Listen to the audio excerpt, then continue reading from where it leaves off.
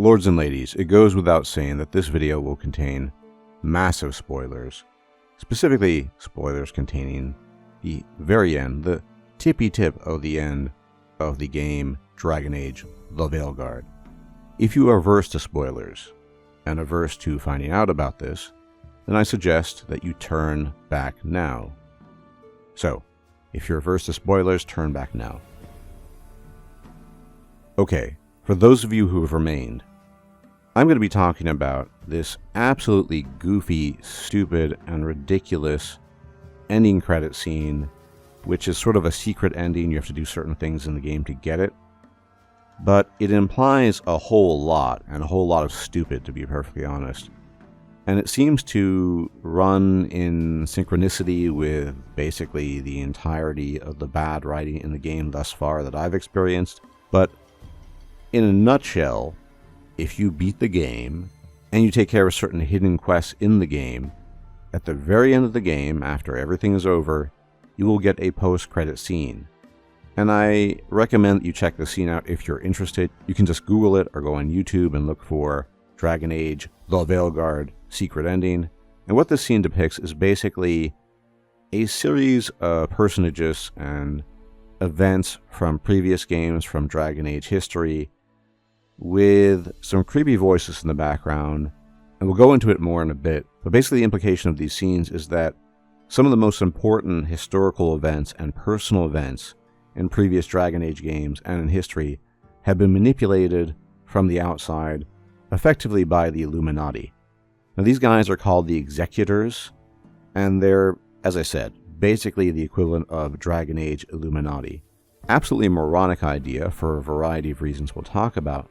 So Loghain, for example, the infamous anti-hero of Dragon Age Origins, did not do any of the things he did volitionally. He didn't have any agency. He was pushed into it somehow. We'll talk about why that's kind of ridiculous. Corypheus apparently was tempted. Even the Magisters of ancient Tevinter were tempted by, it seems, the Executors, the Illuminati, to break into the Fade and release the Blight into the world. And a lot of people are upset by this, and I'm fairly upset by this too. But let me first offer some reasons as to why BioWare decided to throw this in here. For better or worse, Dragon Age: The Veilguard is a complete game. They have made official announcements that there will be no DLC, so what you see is what you get. Now, given this fact, if Dragon Age: The Veilguard does not sell well, if the IP is not renewed, if BioWare is dismantled, if Dragon Age simply does not continue, then this is not a great wrap-up, but is a wrap-up to the story, the history, and the IP with a halfway decent bow, which is to say, most of the lore has been explained, most of the events have been explained, and it's an ending. So they can move on. That applies, however, just to the game, the base game, and the base endings.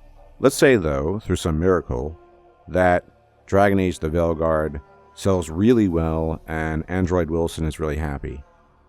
Well, you have this post-credit scene to introduce something new, right? You have the Illuminati/Executors who are going to be a new enemy, a new adversary in a different part of Thedas, because the implication about the Executors, who've appeared before, by the way, the Executors briefly appear in the Inquisition in one of the table missions where there's some chalk markings or something like that.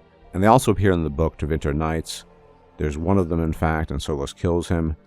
But we don't really know much about them. But what we likely know about the Executors, which isn't much, is that they live across the Amaranthine Ocean, on the continent of Amaranth. So they live far away. They're not involved in Thedas directly, although apparently, according to this, they've been manipulating events since the get-go. Even going as far back as the Evanuris, maybe? Who the hell knows? Now, this could be a reboot for the IP in some sense. Let's say, again, Dragon Age: The Veilguard does well, and it's renewed, and Android Wilson says, go ahead, team, make another Dragon Age game. Then it probably wouldn't take place in Thedas because the story is basically done, and maybe it would take place in the continent of Amaranth, who knows? And you could have the Executors as enemies or adversaries or something else entirely. So this has been put in place as a backup just in case, because you don't necessarily need it, right? Because more or less the story is closed, it's been finished, it's been concluded. It has been wrapped up with a bow, not a very pretty bow, but we know basically what has gone down in Thedas, and we know about the history, and it's done. But if Dragon Age continues, then you have an entire new continent to explore with new enemies and new this and that and new peoples and blah blah blah blah blah. So this is probably why BioWare put it there.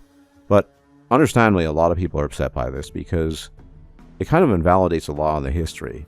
Logain, for example, I think this is the worst and most egregious example of all of them, was a very driven man. He had a very particular history that drove him to do the things that he did, including the betrayal at Ostagar, including many other things in the game. And the thing about Logain that's especially weird, given what's been shown to us, is he was a guy that was driven by a personal history. So he hated Orlais. His mother, by all accounts, was violated by an Orlesian chevalier, and he was a Ferelden nationalist. He was a patriot. Now, if I really want to be charitable to this interpretation of what we see in these end credits, you could say that the Executors simply pushed him in a direction he was already going, which is to say they didn't tell him to do anything, but they basically amplified his feelings that were already present, and that's why he did the things that he did in Dragon Age Origins. In comic books, for example, there are instances of villains or characters that have the ability not to manipulate minds, but basically to amplify or diminish feelings and push them in one direction or another. So if I want to be charitable, you could say that's what happened. But even granting that, what could the Executors possibly have to gain by allowing Logain to effectively throw the match, to lose the battle at Ostagar, and basically ruin the campaign that Cailan was waging? That's mysterious, which I suppose could be revealed at a future date in a future game. But what's the point of that?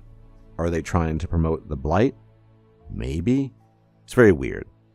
Then you look at their manipulations of the Magisters. What did they have to gain? If anything, the only ones who had to gain were the Evanduris at the time because of their connection to the Blight. But according to the credit scenes, the Executors are happy that the Dreadwolf, Elganon, and Gilhanane are dead or gone. So that doesn't really make sense. And then they show an image of Flemeth. And for me, the weirdest one is Bartran, Varric's brother. What would be the point of whispering to some lame nobody merchant in Kirkwall? What would be the point of that? What did they want to achieve? Yes, as indicated in the slides, you could say that it leads to the division between the Templars and the Magus, which leads to the Templar-Mage War, and you can see Meredith and Orsino in the credits as well. But what do they have to gain from that? Is the goal of the Executors to simply sow the seeds of chaos? Maybe, but they talk about balance. They've balanced things. They've balanced things, though, in whose favor? In their own. But we don't understand what that favor is and what they mean by balance. None of it really makes sense, and I'm sure they could come up with some sort of explanation. But I think this is cheap, lazy, and just dumb. Because there are other ways to create new stories, rather than going back through all of history and saying, well, actually, it wasn't these guys doing things. It was either the Illuminati pushing them to do it, and then, I don't know, somehow through telepathy, they make them do it in an indirect way. It's just really, really goofy. It smacks of a lack of creativity, and I think they could have done a lot better job. If you wanted a special ending credit scene, this was not the way to do it. But as I said, this is an insurance policy. The story of Dragon Age and Thedas is done, basically. But on the off chance that Dragon Age continues, they can reboot the series, and they can create new lore, and they can explore a different continent with different peoples and different this and that. That's why this is there, in my humble opinion, and my interpretation. The question is, do you really need to have something like that to reboot the series? Not really. If you wanted to, you could just start a new series on the continent of Amaranth without the Executors, without the Illuminati. Why do you need to have the Illuminati, who have pushed all these buttons and nudged people throughout history in Thedas, then be connected to something in the future on a different continent? It's not clear. Again, This was not necessary, and it just shows the lack of creativity, the lack of competence on the part of the current BioWare writing team. I don't know exactly what happened, other than the competent writers left, that's obvious, but you could have done so much better than this, BioWare. This is cheap, lazy, and it's an insult to the writers and the lore that have gone into the history and development of BioWare hitherto. Anyway, that's my take here. Goofy, dumb, but as I said, if you're interested, go Google it, YouTube it. You'll find the secret credit ending, and you can let me know what you think about it. I really don't like it. I don't like what they've done, but maybe you think it's cool. Maybe I'm in the minority here. I don't know. Let me know in the comment section. Be much appreciated. And as always, thank you for tuning in. If you like my videos and you like my takes, you can leave a like, comment, share, and subscribe. It really helps out the channel. It's much appreciated, and I'll check you out next time. Take care.